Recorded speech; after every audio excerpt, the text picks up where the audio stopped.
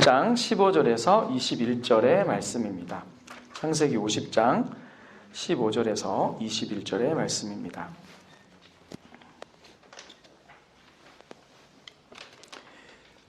제가 한 절 읽고 우리 성도님들이 한 절 읽고 교독하시도록 하겠습니다. 요셉의 형제들이 그 아비가 죽었음을 보고 말하되 요셉이 혹시 우리를 미워하여 우리가 그에게 행한 모든 악을 다 갚지는 아니할까 하고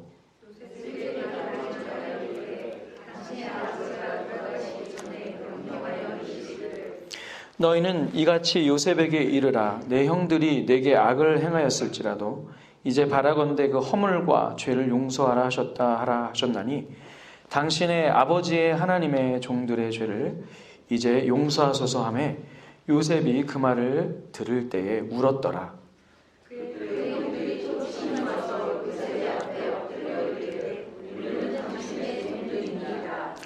요셉이 그들에게 이르되 두려워 마소서 내가 하나님을 대신하리이까.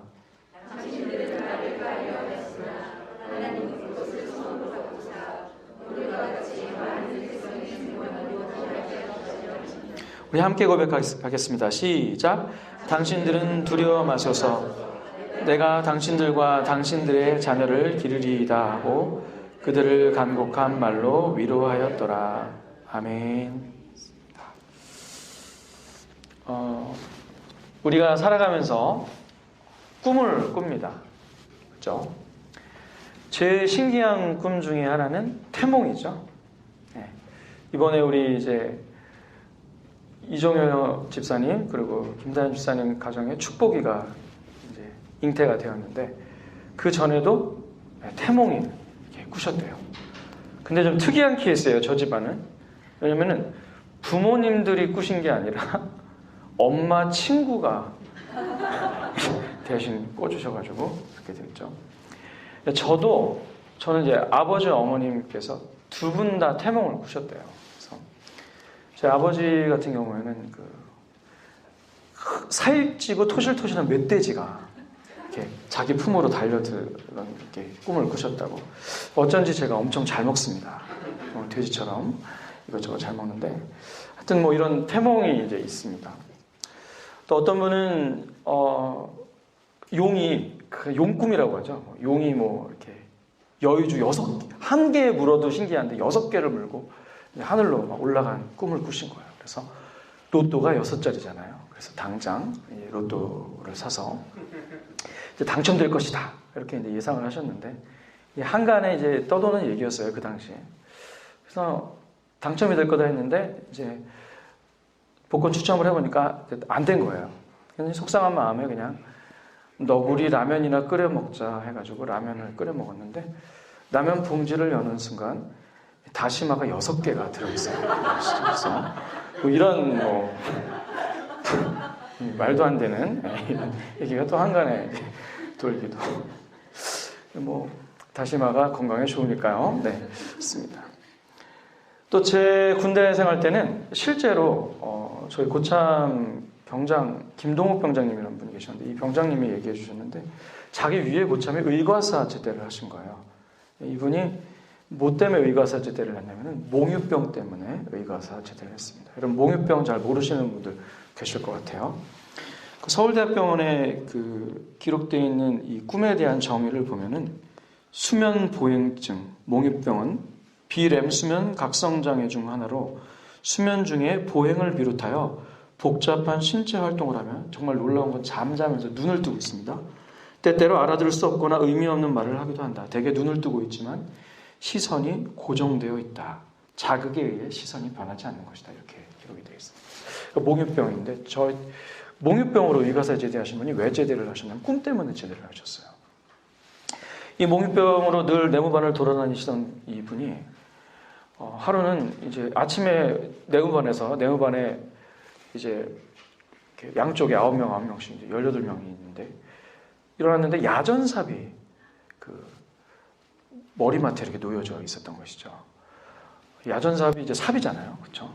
근데 이 몽유병 걸리신 이분이 어떤 꿈을 꾸셨냐면은 수박밭에서 수박을 이렇게 두들겨 보는데 익은 게 없어서 이제 그만뒀다 이런 꿈을 꾸셨다는 거예요. 그래서 이 야전삽이랑 수박이랑 사람 머리통을 연결해 보니까 굉장히 위험한 상황이었던 것이죠. 만약에 꿈에서 익은 게 있었으면 어떻게 된 거죠?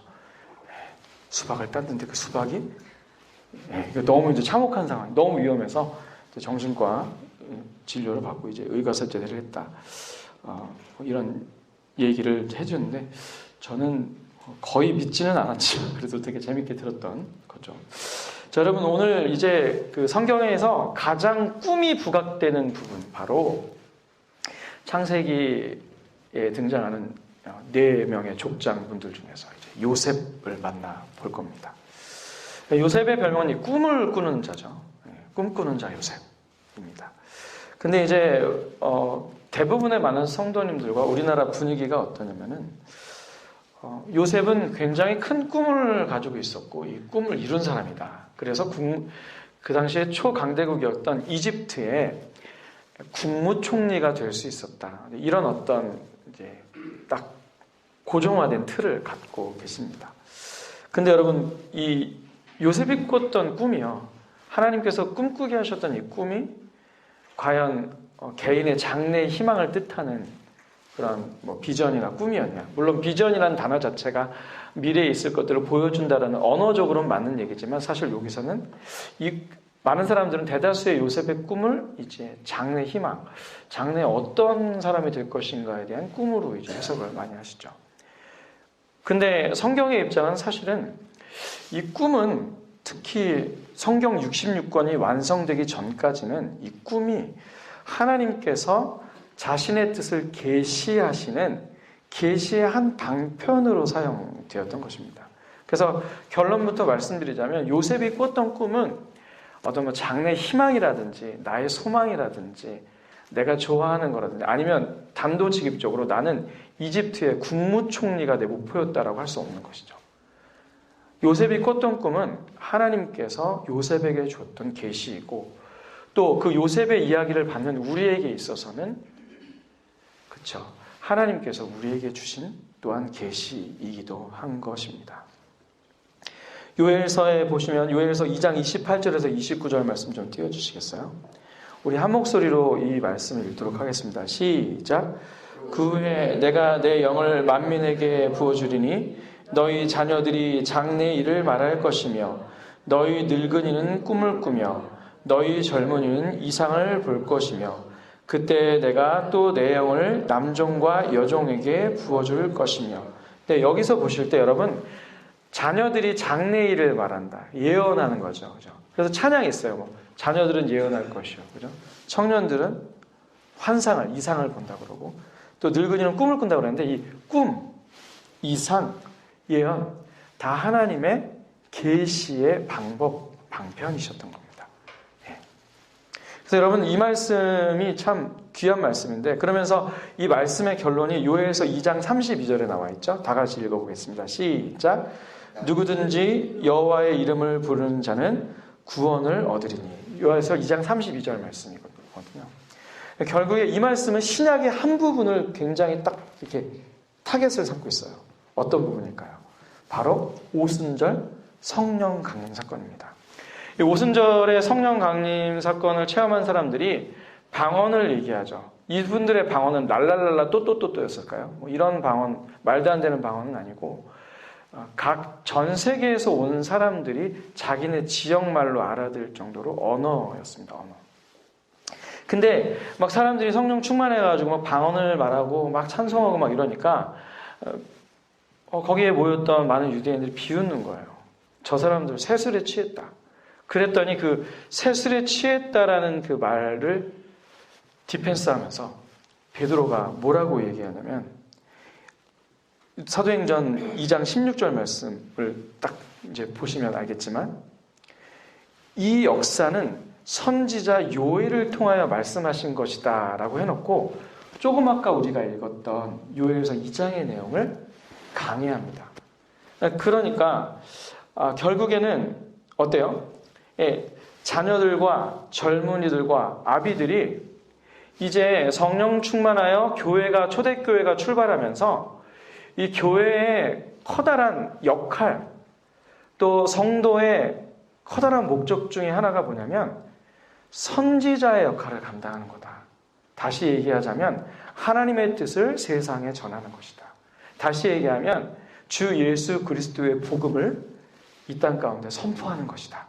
이렇게 할 수 있습니다. 말할 수 있는 겁니다. 그래서 결론적으로 뭐예요?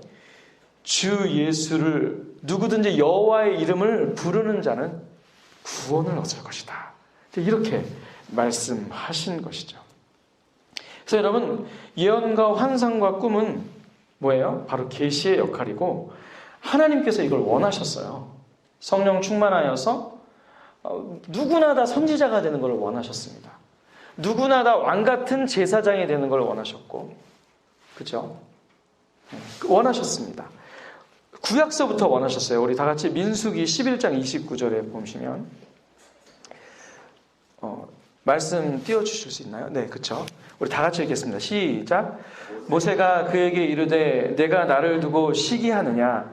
여호와께서 그의 영을 그의 모든 백성에게 주사 다 선지자가 되게 하시기를 원하노라. 예, 엘다시라는 사람과 메다시라는 사람이 이스라엘 진중에서 예언을 말하고 막 이러니까 여호수아가 모세한테 일렀어요. 저 사람들이 막 예언하고 돌아다니는데요. 그랬더니 모세가 이렇게 대답한 것입니다.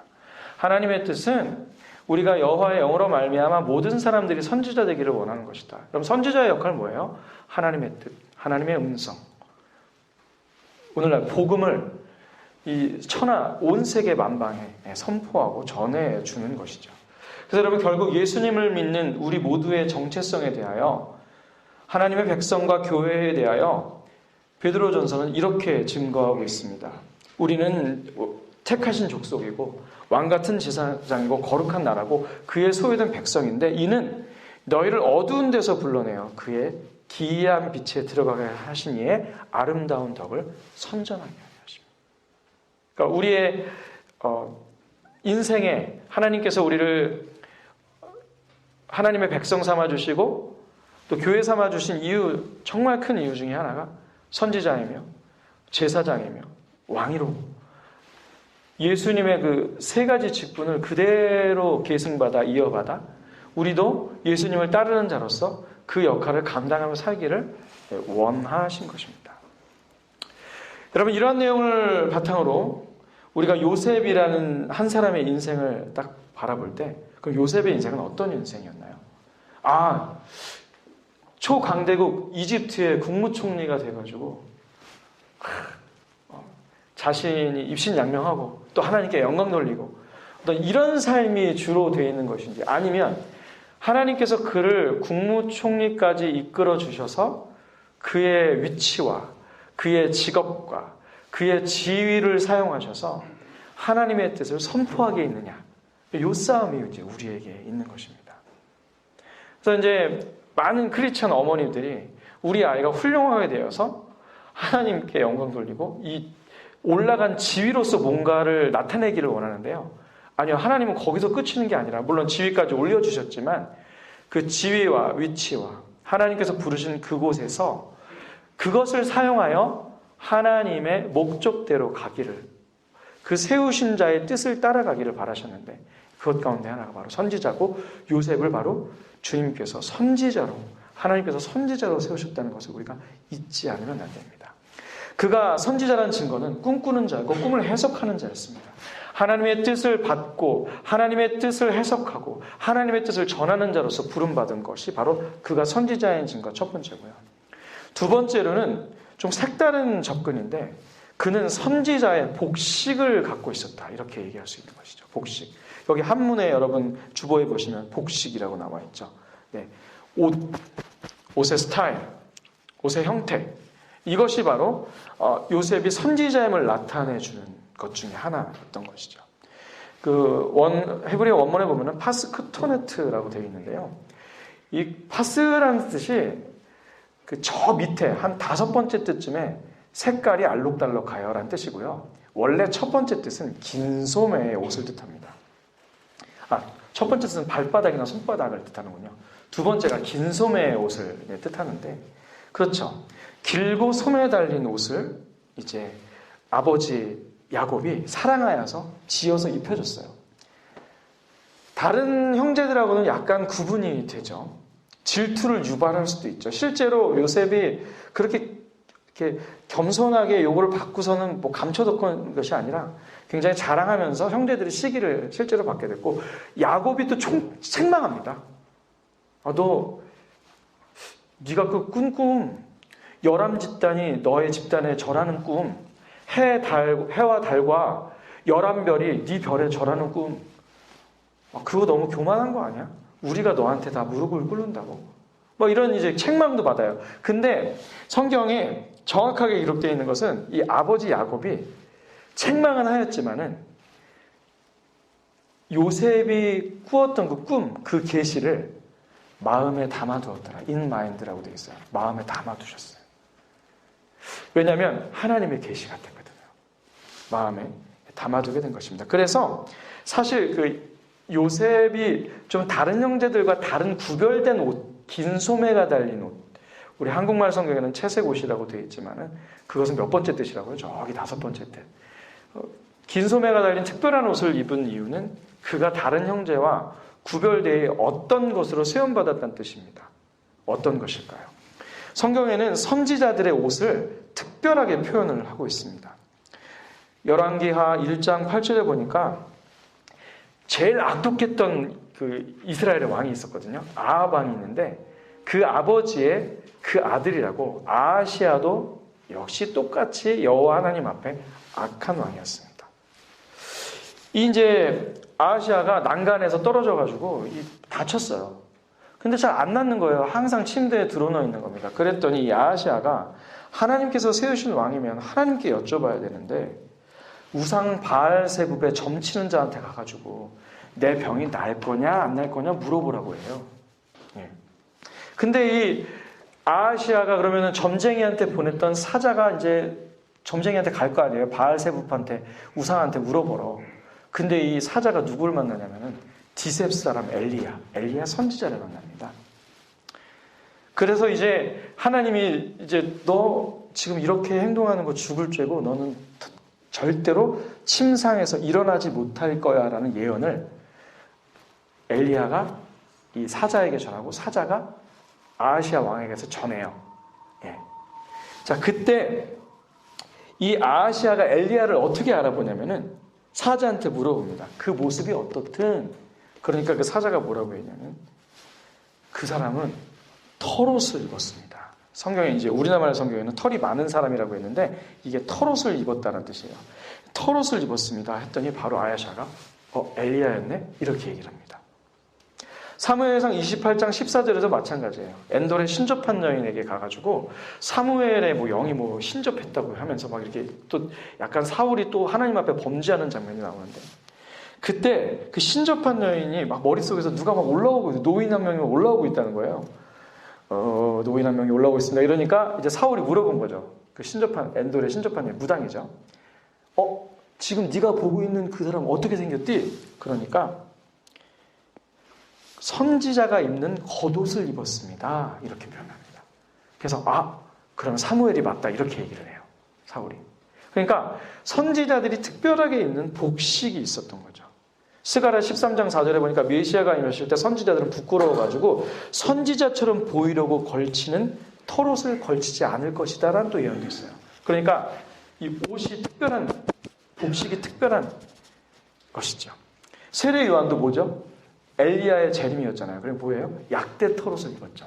그러니까 선지자가 구별되는 복식을 갖고 있었던 것이고 제사장들도 일반 사람들과 구별되는 복식을 갖고 있었던 것처럼 이 요셉도 요셉의 기사에 하나님께서 특별한 옷을 부각시키신 것은 이 요셉의 선지자적인 역할을 부각시키기 위한 장치였다라고 이제 신학자들은 얘기하고 있는 것이죠. 그렇습니다. 그래서 여러분 요셉이 꿈꾸는 자였다는 의미는 자기 장래의 희망과 꿈을 품었다는 의미도 아니요. 또한 나는 국무총리와 권력을 위해서 열심히 노력했던 인생이다. 이 의미도 아닌 것이죠. 뭐예요? 선지자로 하나님께서 부르신 것입니다. 그러면 요셉이 뭔가 직접적으로 막 선지자임을 선포했나? 또 그거는 아니에요. 어떻게 선지자임을 선포했냐면 자신의 인생, 자신의 삶의 상황을 통해서 하나님의 구원하심을 전하죠. 요셉이 직접적으로 야 이집트 백성들아 하나님이 여호와 이름을 부르라 구원을 얻을 것이다 이렇게 한 게 아니라 자신의 삶을 통하여 선지자적인 역할을 감당하고 특별히 자신의 형제들과의 관계에서 선지자의 역할을 부각시켰죠. 여러분 요셉이 어떻게 이집트에 오게 되었습니까? 은 20에 단돈 은 20에 미디안 상인들에게 팔려서 노예로 이집트에 입성하였다가 여러분이 너무나 잘 아시는 요셉의 인생의 역사를 통해서 정말 그 고난과 역경 속에서 감옥 속에서 있다가 어떻게 됐어요? 네, 이집트의 국무총리까지 올라가게 되는 역사가 있었던 것이잖아요. 자, 그러면 일단 형제들 입장에서 요셉을 만났을 때 어떤 느낌이 들겠어요? 네, 당연히 우리가 팔아먹었으니 야, 이 사람은 지금 우리가 팔아먹은 자가 국무총리가 됐으니까 우리를 죽이겠구나 이런 생각을 했을 텐데 갑자기 형제들의 마음을 알고 선지자적인 선포를 합니다. 우리 창세기 오늘 창세기 45장 5절을 먼저 보도록 하겠습니다. 우리 다 같이 읽겠습니다. 시작. 당신들이 나를 이곳에서 팔았다고 해서 근심하지 마소서. 한탄하지 마소서. 하나님이 생명을 구원하시려고 나를 당신들보다 먼저 보내셨나이다. 먼저 내가 이곳에 온 이유는 하나님께서 생명을 구원하시려고 보내셨다. 또 여러분 7절 8절 보시겠습니다. 시작. 하나님이 큰 구원으로 당신들의 생명을 보존하고 당신들의 후손을 세상에 두시려고 나를 당신들보다 먼저 보내셨나니 그런즉 나를 이리로 보낸 이는 당신들이 아니요 하나님이시라. 네, 굉장히 선지자적인 마인드를 갖고 있죠. 하나님의 뜻을 받았 것에 대해서 자기가 꿈꿨던 것에 대해서 하나님이 자신의 인생을 통해서 해석을 해주신 거예요. 이게 인생의 선지자적인 역할이죠. 그러면서 형제들에게 지금 뭘 전하고 있어요? 내가 형들을 해치지 않아요. 이미 내가 이렇게 노예로 팔려오고 한 약 17년 동안 감옥에 있었고 이런 모든 것들이 다 하나님의 뜻이었다고. 여러분 다른 사람 때문에 내가 17년 정도 감옥에 갇혀 있었다고 생각해 보세요. 얼마나 억울하겠어요. 얼마나 힘들겠어요. 근데 요셉이 깨달은 건 뭐예요? 내 인생을 통해 하나님은 말씀하시길 원하시는구나. 얼마나 간절히 우리 민족을 구원하시기 위해서 나를 이렇게 하셨구나. 라는 것이 이해가 되면서 그럼 그 하나님의 뜻이 이해가 될 때 나타나는 게 뭐예요? 하나님의 구원하심을 선포하게 되고 또 어떻게 돼요? 다른 사람을 용서하게 됩니다. 사랑하게 됩니다. 여러분 오늘 본문 말씀도 마찬가지죠. 창세기 50장 15절에서 21절 말씀도 형제들이 오늘 본문 말씀 우리 읽었잖아요. 형제들이 이제 아버지가 죽었으니까 제가 또 원수 리벤지 할 거다. 원수 갚을 거다. 이렇게 생각하고 있었는데 요셉이 뭐라고 또 얘기합니까? 두려워 마소서. 내가 하나님을 대신하겠습니까? 당신들은 나를 해하려 하였으나 하나님은 그것을 선으로 바꾸사 보세요. 오늘과 같이 만민의 생명을 구원하게 하시죠. 나를 이렇게 보내신 거다. 물론 작은 가족 공동체였지만은 그들에게 지금 뭘 전하고 있는 거예요? 하나님께서 우리 가족 살리실 거다. 내가 여기 와서 개고생한 거, 감옥에 있었던 거, 힘들었던 거 아무것도 아니다. 하나님이 나를 그렇게 세우셨다. 나를 선지자로 세우셨다는 것이 깨달아진 것이죠. 그리고 형제들에게 선지자적인 역할을 전하고 있는 거예요. 하나님이 구원의 하나님이시오. 하나님이 우리 생명을 살리시는 분이시오. 여러분 우리의 인생이 어떻습니까? 우리의 인생은 그렇게 우리의 마음먹은 대로 풀리지 않습니다. 하지만 인생에 여러분이 태어나셔서 하늘나라 가는 그날까지, 낙원에 가는 그날까지 우리의 인생은 이 하나님의 뜻을 깨닫게 하시고 그 뜻을 얘기하는 것으로 점철되어 있어요. 또 당시에는 잘 모르는 경우도 있습니다. 이게 하나님의 뜻일까? 나의 비참함이 어떤 분은 사업이 망할 수도 있고요. 어떤 분은 정말 뭐 사고를 당할 수도 있고요. 어떤 분은 사랑하는 가족들이 목숨을 잃을 수도 있는 이런 여러 가지 어려운 상황 속에서 하나님은 계속해서 말씀하고 계신 거예요. 선지자적인 역할. 하나님이 왜 이 사건을 주셨고 나를 왜 이 위치에 올리셨고 그런 것들을 통해서 하나님은 계속해서 말씀하고 계시죠. 근데 이 말씀은 어떻게 해석되어집니까? 예배에 나오셔서 하나님께서 세운 종들을 통하여 하나님 말씀을 들을 때 여러분들이 성경 말씀을 읽고 묵상할 때 내 인생의 이 사건이 이런 일이었구나라고 깨달아지는 역사가 있는 것이죠. 결국 우리의 인생은 하나님께서 세우신 선지자적인 어떤 그런 역할을 감당하기 위한 인생인 것이에요. 만약에 이 요셉이 이런 마음을 가졌다고 다시 한번 바꿔 생각해 봅시다. 내가 용서할게. 걱정하지 마. 내가 여기 국무총리인데 그 정도 배포는 없겠어? 이런 위치까지 왔으니까 형들을 용서하는 거는 뭐 일도 아니야. 이런 입장인 거야. 지금 성경에서 표현하는 주님의 구원을 선포하고 하나님의 계획을 열심히 증거하고 하나님의 사랑으로 구원하시기 위한 계획이었어라고 하는 겸손한 태도와 굉장히 많은 차이가 있는 것입니다. 여러분, 세상 사람들은 자랑하죠. 자신의 위치, 자신의 직업, 자신의 권력 등을 자랑합니다. 하지만 기독교인들은 다르죠. 예수님의 뒤를 쫓아가는 그런 자들로 부르신 사람들은 다르죠. 뭘 다릅니까?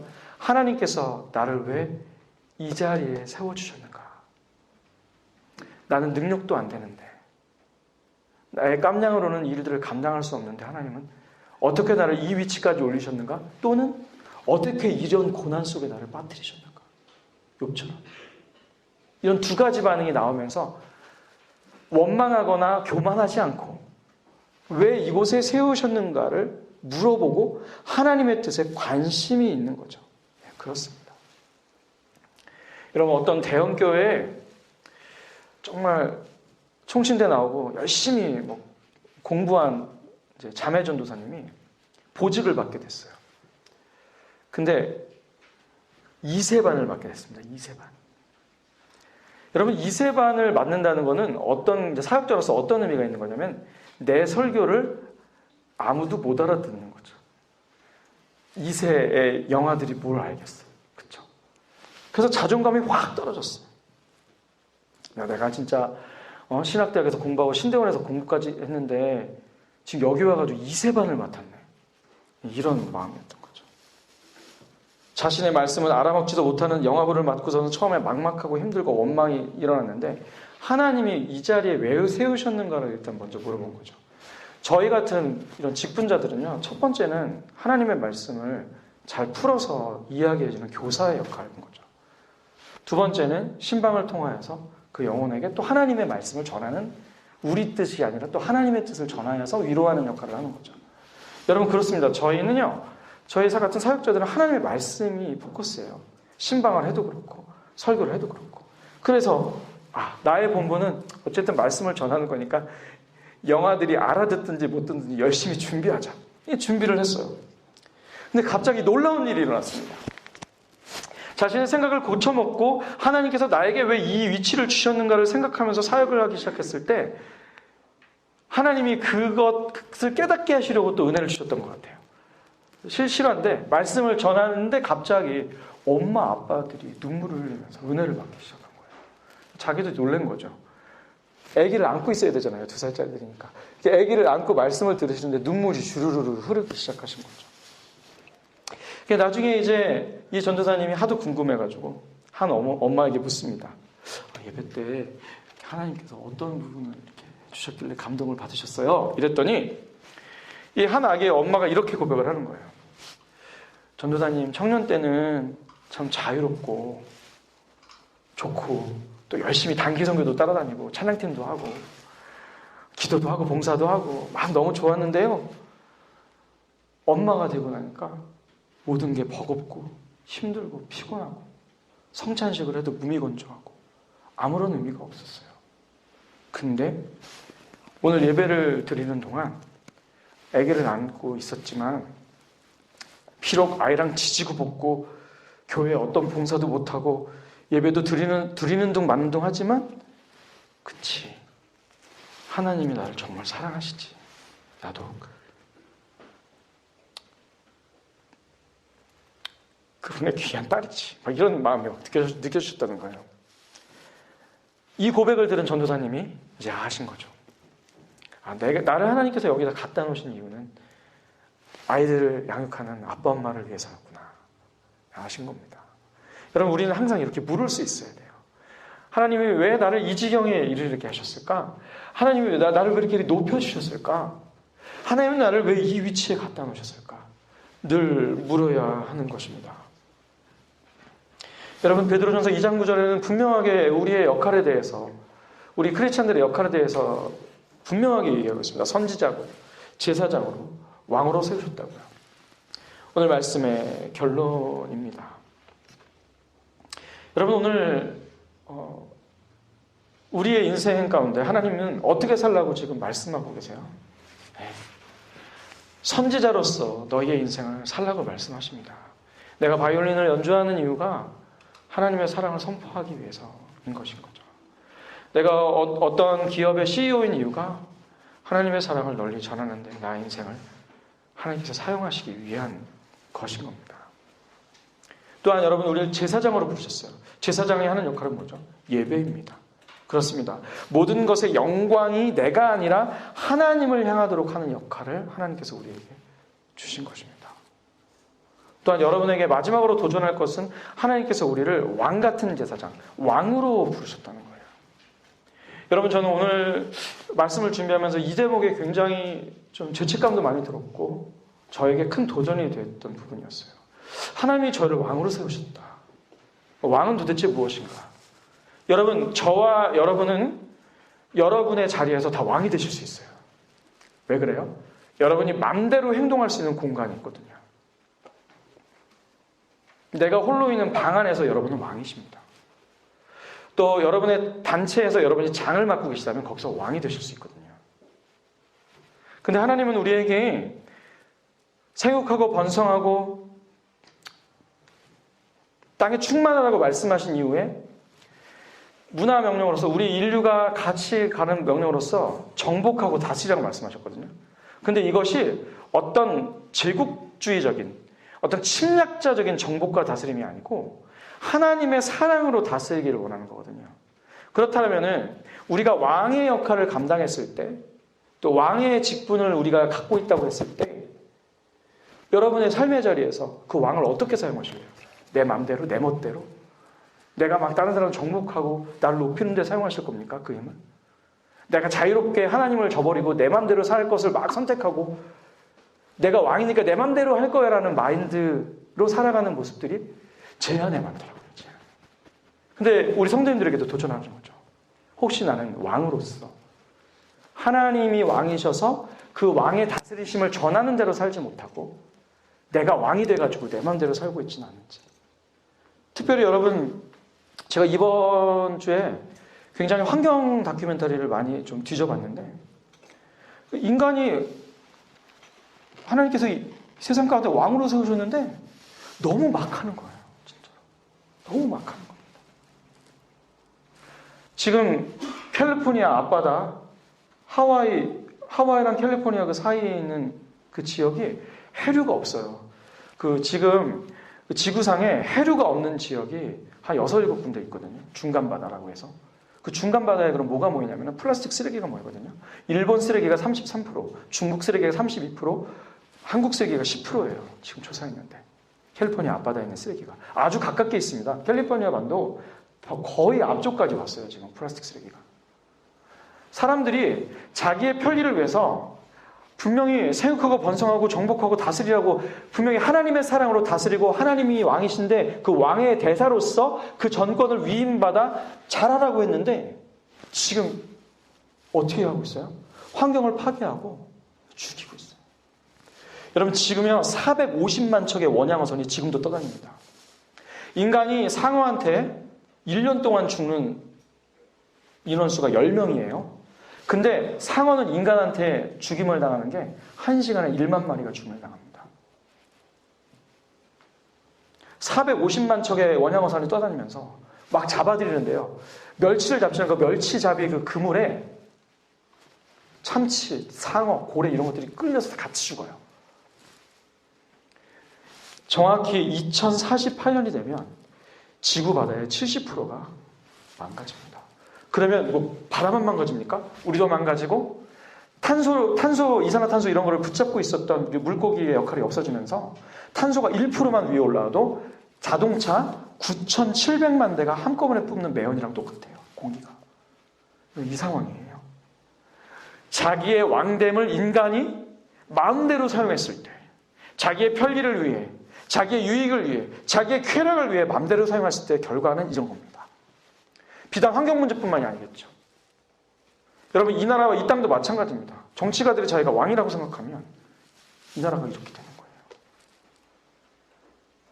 그래서 여러분이 처해진 역할들, 어떤 분은 영상으로, 어떤 분은 강연으로, 어떤 분은 정치가 되어서 정책으로, 어떤 분은 학자가 되어서 연구로, 어떤 분은 책을 쓰시고, 어떤 각자의 위치에서 각자의 역할에서 왕으로서 하나님께서 주신 세상을 다스리지 않으면 인류에게 남아있는 것들은 오염과 폐망과 죄로 인한 아픔밖에 없는 것입니다.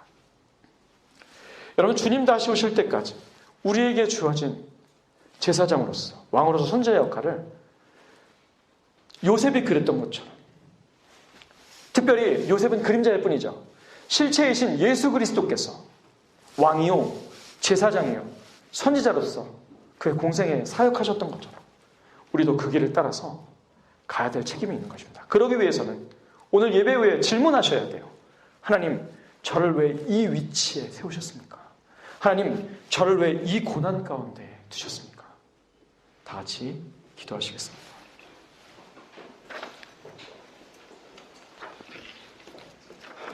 우리 이 시간에 반주에 맞춰서 잠시 기도했으면 좋겠습니다. 하나님 저에게 왜 이런 인생을 살게 하셨습니까?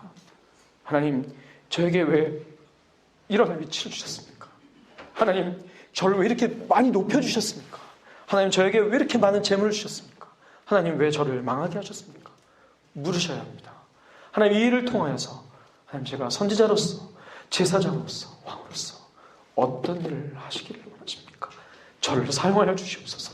주님 다시 오실 때까지 주님께서 세우신 이 직분을 포기하지 않게 주여 저를 붙잡아 주시옵소서. 우리 다 같이 한번 묵성으로 주님께 간절히 기도하며 나갑시다. 기도하시겠습니다.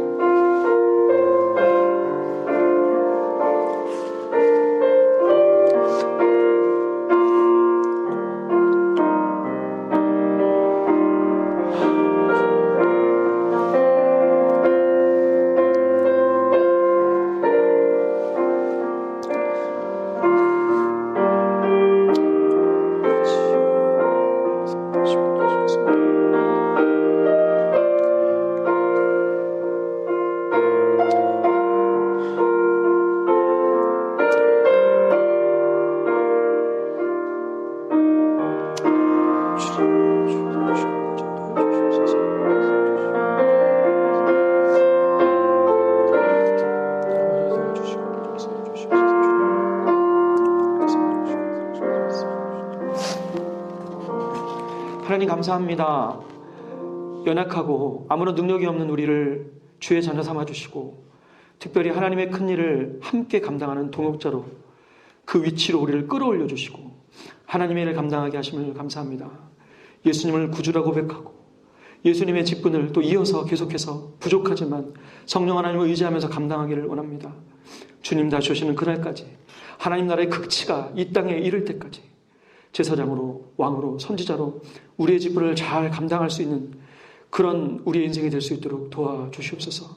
주께서 함께 하시고 인도하시기를 기대합니다. 예수님의 이름으로 기도드립니다. 아멘. 우리 주님